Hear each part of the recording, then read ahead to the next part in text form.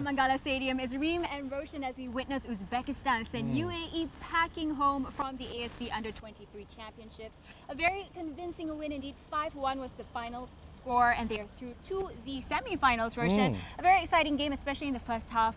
The reigning champions stepping up when it really matters. They certainly did, and it wasn't the best of starts at all for them, for Uzbekistan. You know, UAE were the side who had two really good opportunities, scored from one of them, Al-Ameri, getting them to a great start, getting off to a great start. And to Uzbekistan's credit, you know, they responded really well. This was the Uzbekistan that I've been looking forward to sort of seeing in this competition. You know, we heard a lot about them in the build-up to this, seen some of their matches in the build-up to this, and they looked impressive. But once the competition started, I didn't quite see that rhythm, that spark in their game.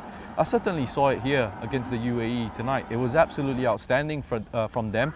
There was a lot of zip to their game. There was really good movement, interchange of positions. Bozorov and Kadirkulov, you know, switching positions at times, causing issues for UAE in terms of how to pick them up in those central positions. And of course, I think, you know, scoring goals and key moments, you know, changing the momentum of the game, changing the rhythm of the game, going more Uzbekistan's way. I mean, stunning goals that they scored.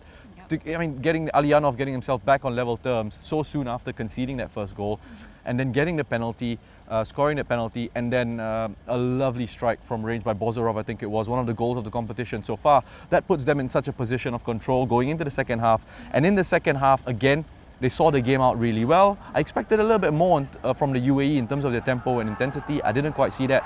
I certainly saw that from Uzbekistan tonight and deserve to be going through into the semi-finals. Right, and similarly in 2018, they started off with a loss, didn't they? Only to go on to win the tournament. I guess they're like the prime example of a team that gets progressively better. Yeah, perhaps, you know, perhaps this is a sign for them in terms of how they're getting stronger as the competition goes on. They've got a tough semi-final coming up, an interesting one against Saudi Arabia, if I'm not mistaken. So, you know, hopefully they'll be able to pick up from this, go into that and show the same level of performance against a side who I expect to be a little bit more resilient defensively than UAE were here tonight.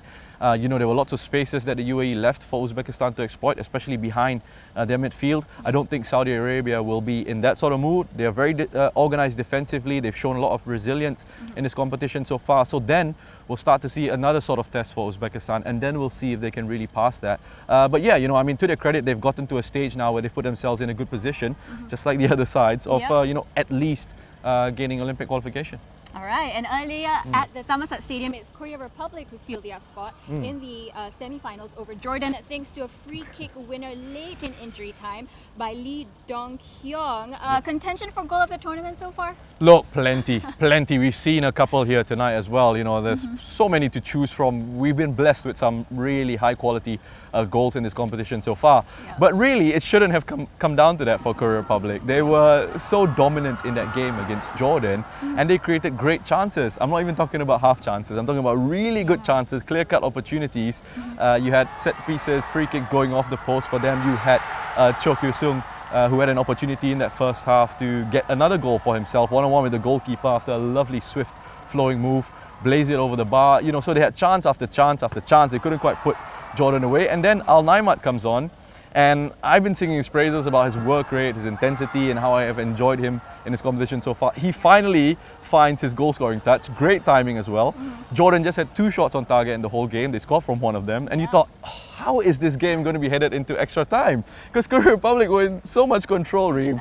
But eventually, you know, they found the winner, and it's a deserved winner. I mean, Dong-hyung with a lovely free kick at the end, and he hit it so well. He knew it was going because he was wheeling away to celebrate, and really satisfying because out of the reach of Jordan's goalkeeper Al Fakuri into the back of the net, and Korea Republic celebrate and make their way into the semi-finals. Yep, and Australia are waiting for them in the semis. Thanks for that, Roshan. And we're now down to the final 4 with the top 3, of course, confirming their place in the Olympics. Thank you so much for being with us, and do keep yourself posted on all the latest by following us on all AFC's digital platforms. And we're done for tonight. We will see you in the semi-finals.